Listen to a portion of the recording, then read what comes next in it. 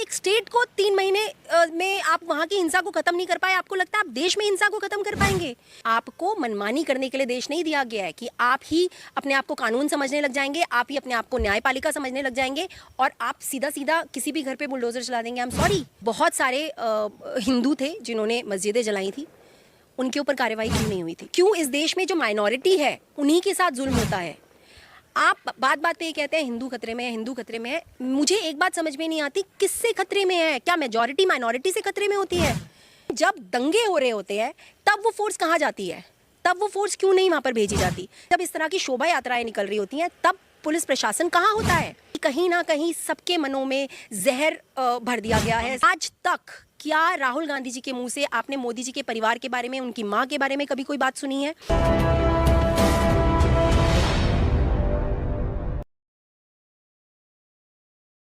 क्या परिवारजनों में मोदी जी के इन शब्द में कितनी सच्चाई है? सबको वो परिवारजन मानते हैं?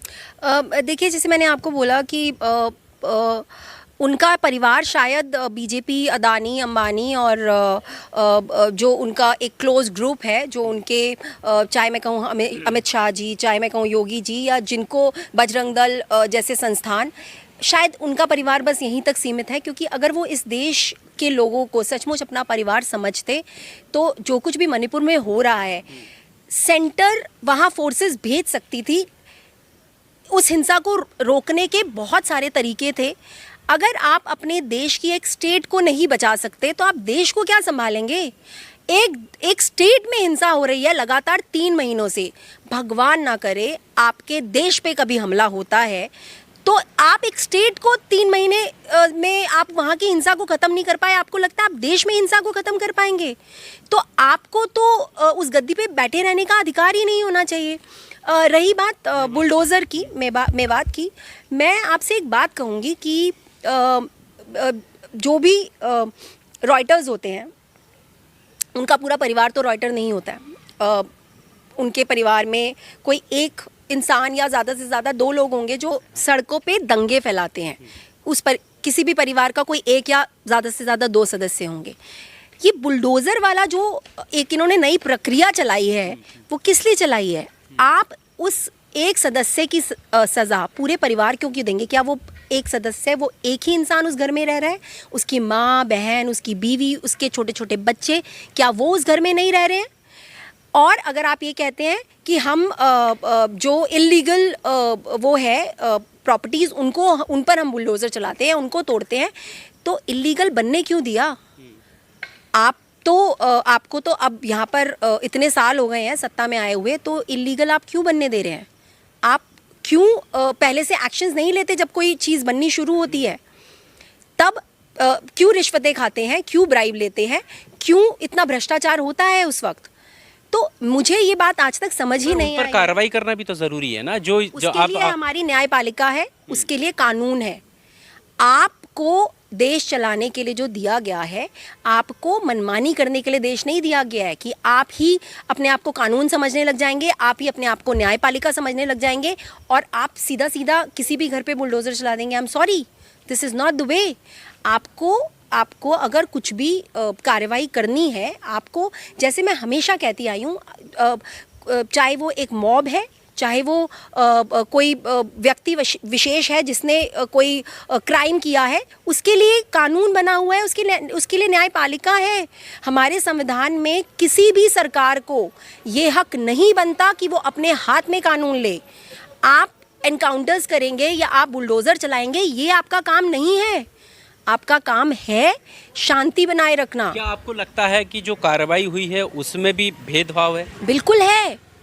आप मुझे बताइए, जब इस देश में इनफैक्ट दिल्ली में जब रॉयट्स हुए थे, 2020 में रॉयट्स हुए थे जब दिल्ली में, बहुत सारे हिंदू थे जिन्होंने मस्जिदें जलाई थी, उनके ऊपर कार्रवाई क्यों नहीं हुई थी? जब क्यों इस देश में जो माइनॉरिटी है उन्हीं के साथ जुल्म होता है? आप बात बात पे ये कहते हैं हिंदू खतरे में है, हिंदू खतरे में है। मुझे एक बात समझ में नहीं आती, किससे खतरे में है? क्या मेजॉरिटी माइनॉरिटी से खतरे में होती है? और आपने लोगों के दिमाग में ये चीज़ें डाली क्यों? मैं ऐसा समझती हूँ हर धर्म में। ये भी तो सवाल है ना, क्यों शोभा यात्राओं पर ही पत्थर फेंका जाता है, क्यों उनकी रैलियों पर, उनके धार्मिक रैलियों पर पत्थर फेंके जाते हैं? मैं आपको यही बोल रही हूँ, क्या जब आप मुसलमानों के रमज़ान चल रहे थे, क्या आपने मस्जिद पे जाके भगवा नहीं फहराया? क्या आपने वहाँ पर जुलूस नहीं निकाले? क्या आपने वहाँ जय श्री राम के नारे नहीं लगाए? आपने मुसलमानों को पकड़ के ज़बरदस्ती नहीं बुलवाया कि जय श्री राम बोलो?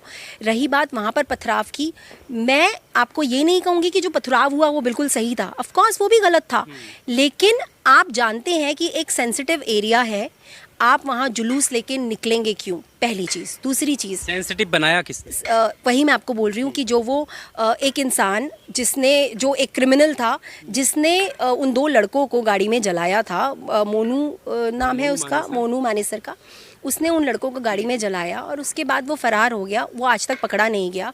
और उसके बाद वो ये घोषणा करता है कि मैं आपका जीजा आ रहा है मेवात में, हाँ, और उसके बाद आप गन्स लेके, तलवारें लेके अगर आप कोई भी शोभा यात्रा निकालेंगे तो ये किस तरह की शोभा यात्रा है? इसको आप शोभा यात्रा नहीं कहेंगे। हमारे धर्म में भगवान श्री राम, जिनको हमेशा ये बोलते थे कि वो मर्यादा पुरुषोत्तम थे, वो जिन्होंने शबरी के झूठे बेर खाए थे, जिन्होंने अपने भाई को अपना सारा राजपाट दे दिया था, जो इंसान सिर्फ और सिर्फ शांति की बातें करता था, उसको आप उस राम नाम को आप बदनाम कर रहे हैं इस तरह की हरकतें करके। ये कैसी शोभा यात्रा है?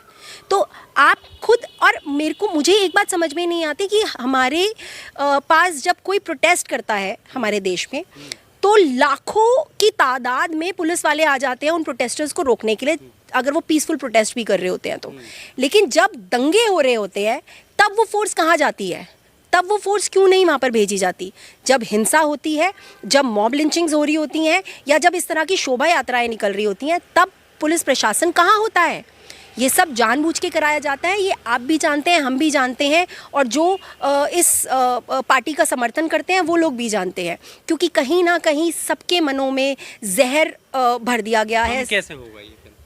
देखिए, यही मैं आपको बोल रही हूँ कि वो, जो मैं राहुल गांधी जी को पर्सनली सबसे ज़्यादा पसंद करती हूँ, उसका रीज़न ही यही है कि वो इंसान, उसके लिए कहा जाता है कि वो मोहब्बत की दुकान चला रहा है, वो मोहब्बत ही लोगों के मन में भरने की कोशिश कर रहा है, वो सबको यही समझाने की राहुल गांधी कोशिश कर रहा है। वहाँ पर मोहब्बत दिखाने गए क्यों नहीं? मैं देखिए, मैंने आपको बोला कि एक सेंसिटिव मुद्दा है, जहाँ जब ज़रूरत लगेगी उनको वो जाएंगे, लेकिन ये 2 गुटों में हुई इस तरह का एक सेंसिटिव मुद्दा हुआ था। मैं नहीं जानती कि उनके मन में ऐसा क्या था कि वो नहीं गए, या मैं उसके लिए टिप्पणी नहीं करूँगी। हाँ, शायद उन्हें जाना चाहिए था, या शायद वो कुछ सोच के नहीं गए। मैं इस चीज़ के लिए बिल्कुल भी ना उनकी साइड लूँगी, क्योंकि मुझे नहीं मालूम कि ऐसा क्या है। लेकिन हाँ, मैं इतना ज़रूर कहूँगी कि वो अपने हर भाषण में एक ही बात बोलते हैं कि हिंदू मुसलमान भाई भाई हैं, भाई को भाई से अलग मत करो। वो उनके भाषण में सिर्फ और सिर्फ शांति का प्रधानमंत्री के भाषण में कौन सा ऐसा शब्द है जो वो भड़का रहे हैं? वो भी तो परिवारजन बोलते हैं। देखिए, प्रधानमंत्री जी तो कुछ बोल ही नहीं रहे हैं ना, प्रॉब्लम तो ये है। आप मनमोहन सिंह जी को बोलते थे कि वो मूक प्रधानमंत्री हैं। हमारे देश के प्रधानमंत्री जो अब हैं, करंट प्रधानमंत्री, वो मुद्दों पे बात करते कब हैं? क्यों राहुल गांधी जी को उनको जगाना पड़ा मणिपुर के बारे में 2 शब्द बोलने के लिए? क्यों अपने आप से उन्होंने इन 3 महीनों में जो कुछ भी मणिपुर में हो रहा है उसके लिए एक्शन नहीं लिया, या उसके लिए कुछ बात नहीं करी, या उन्होंने मणिपुर वालों को एक बार भी ये जताने की कोशिश नहीं की कि आप सब इस देश का हिस्सा हैं? क्यों उनको जगाना पड़ता है? आप जब पार्लियामेंट में मोदी जी आए, वो मणिपुर की बात करने नहीं आए थे, वो सिर्फ और सिर्फ जो राहुल गांधी जी ने उनकी पार्टी के ऊपर और उनकी सरकार के ऊपर जो भी इल्ज़ाम लगाए थे वो उसका जवाब देने आए थे। वो वहाँ मखौल करने आए थे, वो मजाक उड़ाने आए थे। वो जिस तरह के शब्द इस्तेमाल करते हैं राहुल गांधी जी के लिए, सोनिया गांधी जी के लिए, क्या वो गरिमा, वो एक प्रधानमंत्री को शोभा देता है? क्या वो उनकी गरिमा को सूट करता है? आप मुझे बताइए, वो उनके पद की गरिमा को सूट करता है? कभी शहजादा, कभी उनकी पार्टी के लोग बोलते हैं कि बार गर्ल, कभी वो बोलते हैं, मतलब क्या नहीं कहा जाता? संस्कार की आप बातें करते हैं। आज तक क्या राहुल गांधी जी के मुंह से आपने मोदी जी के परिवार के बारे में, उनकी माँ के बारे में कभी कोई बात सुनी है? उन्होंने हमेशा इज्जत से नाम लिया है उनकी माता का, उनके घर वालों का। वो कभी भी परिवार तक पहुंचते ही नहीं है। वो बात करते हैं सिर्फ मुद्दों की, वो बात करते हैं सिर्फ इस बात की कि इस देश में जो कुछ भी हो रहा है उसको सॉल्व क्यों नहीं किया जा रहा है? इस देश में बेरोज़गारी फैल रही है, इस देश में महंगाई इस कदर पहुंच चुकी है कि आज लोगों के पास, लोग मजबूर हो गए हैं, उनको 2 वक्त की रोटी भी अब नसीब नहीं होती है। पर अब प्रधानमंत्री, एक आखिरी सवाल मेरा, प्रधानमंत्री ने अपने भाषण में कहा कि वो अगली बार फिर से तिरंगा फहराएंगे, यानी उनका इशारा था कि वो फिर से चुनाव जीतने वाले हैं 2024 का लोकसभा चुनाव। क्या लगता है? देखिए, अब यहाँ से आप मैं आपको वही बोल रही हूँ कि this is the difference between Manmohan Singh ji and Modi ji. Manmohan Singh ji इस तरह की बातें ही नहीं करते थे कभी भी। वो जीत रहे हैं नहीं जीत रहे हैं, उन्हें इस बात से कोई लेना देना नहीं होता था, उन्हें सिर्फ देश से लेना देना होता था।